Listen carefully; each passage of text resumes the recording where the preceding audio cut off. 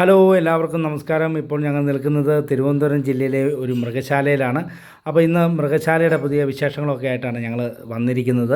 അങ്ങനെ ഞാനും ജോബും പാസ്റ്ററും ഫാമിലി എല്ലാം കൂടെ കൂടി ഇതാ മൃഗശാലയിൽ എത്തിയിരിക്കുകയാണ്.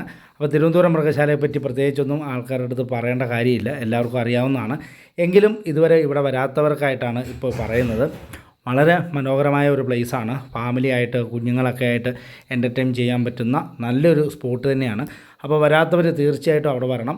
രാവിലെ മുതൽ ഏകദേശം വൈകുന്നേരം വരെ നമുക്ക് കാണാനും കേൾക്കാനും ഒക്കെ ഒത്തിരി കാര്യങ്ങളുണ്ട് അവിടെ. വന്നപ്പോൾ തന്നെ വളരെ ഡേഞ്ചറായിട്ടുള്ള ഒരു നീർനായയുടെ അടുത്തേക്കാണ് നമ്മൾ എത്തിയിരിക്കുന്നത് കേട്ടോ. നീർനായ എല്ലാവർക്കും അറിയാവുന്നതാണ്. അത് വെള്ളത്തിൽ ആണ് കൂടുതലും കാണുന്നത്. ഭയങ്കര ഡേഞ്ചറായിട്ടുള്ളൊരു സാധനമാണ്. നമ്മളെ മുറിവേൽപ്പിക്കുന്ന, ആക്രമിക്കാനൊക്കെ സാധ്യതയുള്ളൊരു ജീവിയാണ് വെള്ളത്തിൽ. അതൊക്കെ കണ്ടിങ്ങനെ മുമ്പോട്ട് പോകുമ്പോഴാണ് ഏകാന്തനായി ഒരു കരടി ആശാൻ ഇങ്ങനെ നടന്നു പോയിക്കൊണ്ടിരിക്കുക. അങ്ങനെ പക്ഷി മൃഗാദികളാലൊക്കെ വളരെ സമ്പന്നമായ ഒരു കാഴ്ച ബംഗ്ലാവ് തന്നെയാണിത്. അപ്പോൾ ഞങ്ങളെല്ലാവരും കൂടെ ഇങ്ങനെ പോകുന്ന വഴിക്കാണ് കാണ്ടാമൃഗത്തിൻ്റെ തൊലിക്കെട്ടി എന്നൊക്കെ കേട്ടിട്ടില്ല. ഇതാണ് കേട്ടോ സാധനം. 5 ടൺ ഭാരം വരെ അതിനുണ്ടെന്നാണ് അവിടെ എഴുതി വച്ചിരിക്കുന്നത്. അങ്ങനെ കാണ്ടാമൃഗത്തെയും മാനിനെയും കാട്ടുപോത്തിനെയും ഒട്ടകപ്പക്ഷിയും ഒക്കെ കണ്ട് ഞങ്ങളിങ്ങനെ നടക്കുകയാണ്.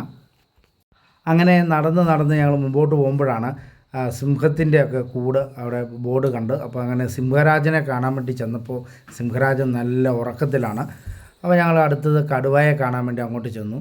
അതും നല്ല ഉറക്കത്തിലാണ്. അപ്പോൾ നമ്മൾ പൈസ കൊടുത്ത് വന്നതാണെന്നൊന്നും അതിനറിയത്തില്ല. അത് ഉച്ചമയക്കത്തിലാണ്. അതിനെ ശല്യപ്പെടുത്താനൊന്നും നമ്മൾ നിന്നില്ല. അത് കുറച്ചുകൂടെ മുമ്പോട്ട് പോയപ്പോഴാണ് പാമ്പിൻ്റെ ഒരു മേഖല. പാമ്പെന്ന് കേട്ടതേ വൈഫ് പേടിച്ചോടി രക്ഷപ്പെട്ടു. അവൾക്ക് പാമ്പെന്ന് എഴുതി കാണിച്ചാൽ തന്നെ തല ഇറങ്ങി താഴെ വീഴും. അപ്പോൾ അങ്ങനെ ഒരാളായതുകൊണ്ട് അവൾ വെളിയിലിരുന്നു. ഞങ്ങൾ കയറി പാമ്പിനെ കണ്ടു. ഉഗ്രം വിഷമുള്ള പാമ്പുകളെയും പെരുമ്പാമ്പിനെയും ഒക്കെ കണ്ട് ഇങ്ങനെ നടക്കുകയാണ്. ഇതിനെയൊക്കെ കണ്ടപ്പോൾ തന്നെ നമ്മുടെ ദേഹത്ത് ഒരു തരിതരിപ്പും ഒരു പേടിയൊക്കെ തോന്നി. എങ്കിലും അത് നമ്മളെ ആക്രമിക്കാൻ വരില്ലെന്ന് ഉറച്ച വിശ്വാസം ഉള്ളതുകൊണ്ട് അതിനെയൊക്കെ ഇങ്ങനെ അടുത്ത് നിന്ന് കണ്ടുകൊണ്ടിരുന്നു. അതിനിടയ്ക്കാണ് ക്ഷണിക്കപ്പെടാതെ ഇതിലേക്ക് ഒരു മയിൽ കടന്നു വന്നത്. അങ്ങനെ എല്ലാവരും നടന്ന് തളർന്നു. മ്യൂസിയം ഒന്നും കാണാൻ ഞങ്ങൾക്ക് സമയം കിട്ടിയില്ല. അപ്പോൾ കുറച്ച് ജ്യൂസൊക്കെ കഴിച്ച് ഞങ്ങൾ പതിയെ തിരിച്ചു പോരുകയാണ്. ഇനിയിപ്പോൾ നേരെ ഇടുക്കിയിലേക്കാണ് വരുന്നത്. അപ്പോൾ ഞങ്ങളുടെ യാത്ര ഏകദേശം അവസാനിച്ചുകൊണ്ടിരിക്കുന്നു. അപ്പോൾ ഇനി വീണ്ടും കാണാം. ബൈ.